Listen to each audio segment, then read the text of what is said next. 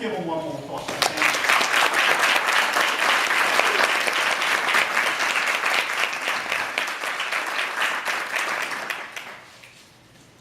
I love Wallace. And I think it comes to me naturally. And I'll have to tell you, I'm going to tell you a couple of stories about my daddy tonight, but I'm going to start off with this one. Daddy was on the town council in the 1960s and was mayor from 70 to 79. He was a merchant and he was a farmer.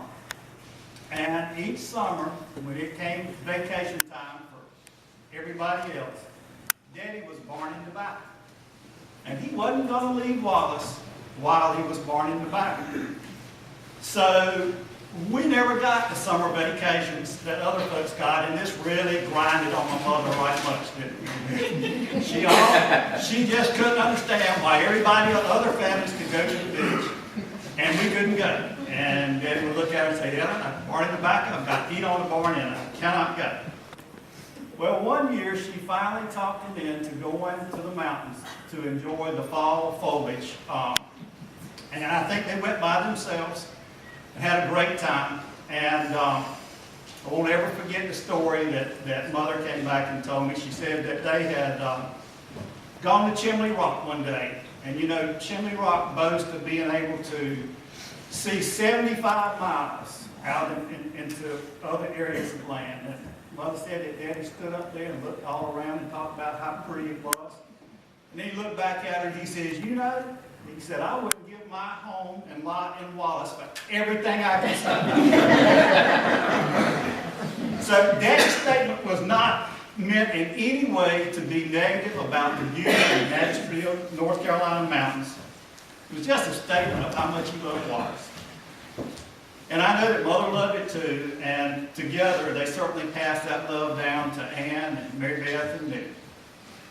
And growing up in Wallace was truly a wonderful experience for me.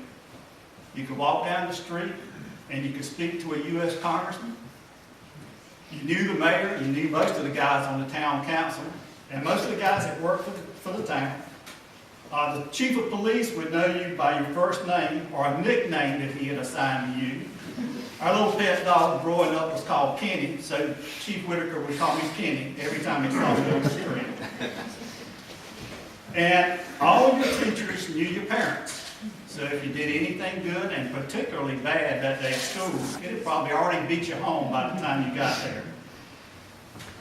For me, as I grew up in Wallace, I certainly felt the love and support of this entire community. And that will stay with me all my life. I was graduated from Wallace Rose Hill in 1966 and North Carolina State University in 1970. Harriet and I were married in 1969 between our junior and senior year in college. And after college, I worked for Cannon Mills in Kannapolis for a year, and Harriet taught first grade at Jackson Park Elementary School in Kannapolis. Then we had the opportunity to move back home. I was asked by my brother-in-law, Leo, who was hoping to be here tonight, but